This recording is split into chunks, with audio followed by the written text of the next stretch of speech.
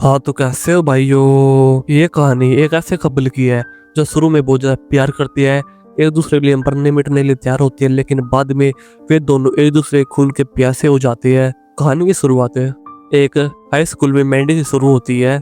मैंडी अपनी खूबसूरती के कारण पूरे स्कूल में मशहूर थी। मैंडी अपने दोस्त एडी से मिले, जिसके बाद दोनों स्कूल से बाहर चले जाते हैं। यहाँ पर उन्हें डिलैंड मिलता है जो मैंडी को अपने साथ पूल पार्टी में आने के लिए बोलता है। फिर मैंडी और एडी उसके घर पर जो पूल पार्टी हो रही होती है वहाँ पर चले जाते हैं। फिर रात को डिलैंड मैंडी के पास जाता है जो कि पूल के पास ही बैठी होती है। फिर वो मैंडी के साथ बदतमीजी करता है, लेकिन एडी उसके मुंह पर पानी फेंकता है। फिर डिलैंड गुस्सा होकर एडी को अपने साथ पानी के अंदर घेर लेता है और फिर दोनों लड़ने लग जाते हैं। फिर मैडी उन दोनों को लड़ाई बंद करने के लिए बोलती है तो वे दोनों उसकी बात मान लेते हैं और लड़ाई को बंद कर देते हैं। इसके बाद एडी छत पर बैठकर शराब पी रहा होता है। फिर डिलन उसके पास आता है। फिर एडी डिलन को बताता है कि अगर तुम्हें मैंडी को इम्प्रेस करना है तो छत से पुल के अंदर छलांग लगाओ। फिर डिलन सोचने लग जाता है क्योंकि उसके सामने नीचे मैंडी बैठी होती है और मैंडी उसी को देख रही होती है। तो तभी डिलन छत से पुल के अंदर छलांग लगा देता है, लेकिन वो मर जाता है। डिलन के सभी दोस्त डिलन की मौत का जिम्मेवार एंडी को समझते हैं। अब कहानी पूरे 9 महीने के बाद शुरू होती है। मैंडी ट्रैक पर दौड़ रही होती है और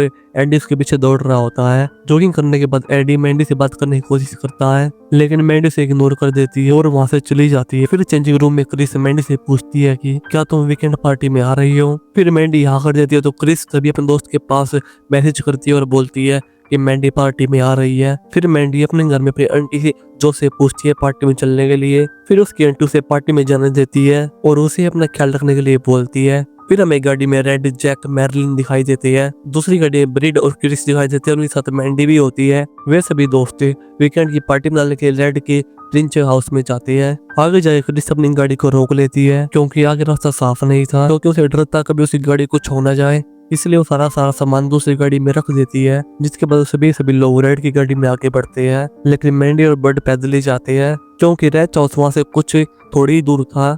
कुछ देर बाद घर मैंडी और बर्ड के पास गाड़ी लेके आता है। रेड ने उसे उनको पिकअप करने के लिए भेजा था। रेंच रेड के फार्म हाउस की देखभाल करता है जो कि वो रेंच हाउस खेतों के बीच में था। फिर सभी दोस्त वीकेंड पार्टी बनाने के लिए घर में पहुंच जाते हैं। वे सभी अपना सामान रख कर लेक में जाते हैं, जबकि मैंडी जॉगिंग करने के लिए जाती है। कुछ देर बाद मैंडी भी जॉगिंग कर लेक के पास आ जाती है। फिर सभी उसको पानी में आने के लिए बोलते हैं। फिर मैंडी उनकी बात मान लेती है। फिर सभी को रात ड्रिंक कर रहे थे और ट्रुथ और डेयर का गेम भी खेल रहे थे। जब मैंडी की बारी आती तो डेयर को चुनती है। गैरली उसको बोलती है तुम बाहर जाकर ग्रेथ को पार्टी बुलाने के लिए बोलती है। मैंडी बाहर जाकर ग्रेथ को पार्टी में आने के लिए बोलती है, लेकिन वो मना कर देता है। अंदर जैक क्रिस के इसी बात से गुस्सा हो जाता है और वहां से उठकर चला जाता है। फिर मर्लिन उसके पीछे चली जाती है। मर्लिन घर से बाहर जैक को ढूंढने के लिए जाती है। फिर उसको जैक के स्टोर में मिल जाता है। फिर मर्लिन जैक के पास जाती है, लेकिन जैक मर्लिन को वहीं पर छोड़कर घर के अंदर आ जाता है। और अब मर्लिन स्टोर के अंदर अकेली थी और वहाँ पर बहुत अंधेरा था। तभी मर्लिन के ऊपर कोई पीछे सर के ऊपर वार करता है। फिर मर्लिन नीचे गिर जाती है तो तभी वो आदमी मर्लिन के मुंह के अंदर डालकर उसके मुंह को फाड़ देता है। जैक घर में जा रेड और बर्ड के सामने जाके बैठ जाता है। उनके सामने मैंडी बैठी थी और पूछती है कि मर्लिन कहाँ है। फिर जैक बोलता है कि वो जल्दी ही आ जाएगी। फिर जैक बियर लेने के लिए जाता है, लेकिन तब हिल करके लाइट चली जाती है। फिर जैक मैंडी के पास जाके बैठ जाता है। क्रिस मदद के लिए किसी को बुलाती है जो कि किसी और कमरे में थी। फिर रेड क्रिस की मदद करने के लिए जाता है और बर्ड जनरेटर चलने के लिए जाता है। इसके बाद मैंडी भी कैंडल ढूंढने के लिए जाती है।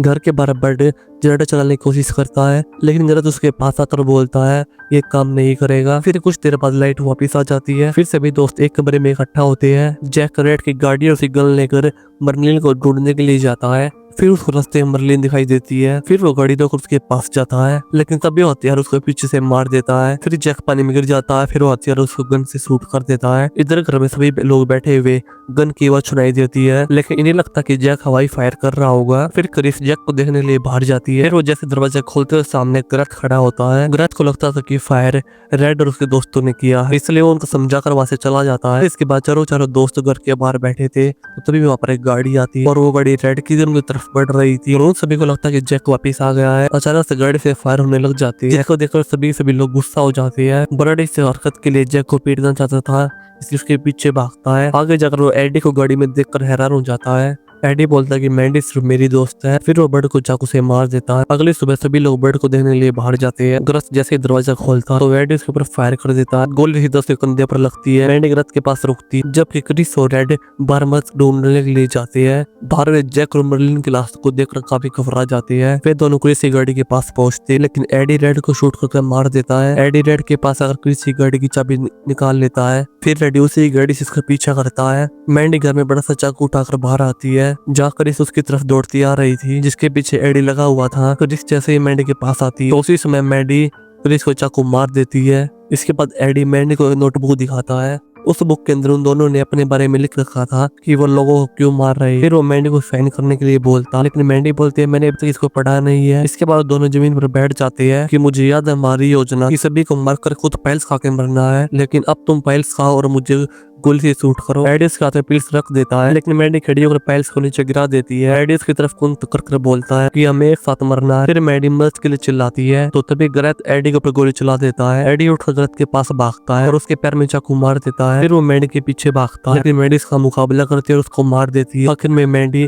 ग्रेथ को उठाकर जीप के अंदर ले जाती है। दरअसल रेड के सभी दो मैंडी और एडी के साथ कभी भी अच्छा बर्ताव नहीं करते थे। वे एडी को पागल समझते थे और मैंडी को पाना चाहते थे, इसलिए मैंडी और एडी सभी को मारना चाहते थे। लेकिन आखिर में मैंडी को भी एडी भी उनकी तरह ही लगा, क्योंकि वो भी उसकी खूबसूरती से प्यार करता था, इसलिए उसको गर्थ एक सच्चा और अच्छा इंसान लगा, इसलिए उसने गर्थ को चुना। तो यहाँ पर मूवी खत्म हो जाती है। अगर आपको मूवी अच्छी लगी वीडियो को लाइक करना, एड चैनल को सब्सक्राइब करके बेल आइकन को प्रेस कीजिएगा नेक्स्ट वीडियो के साथ।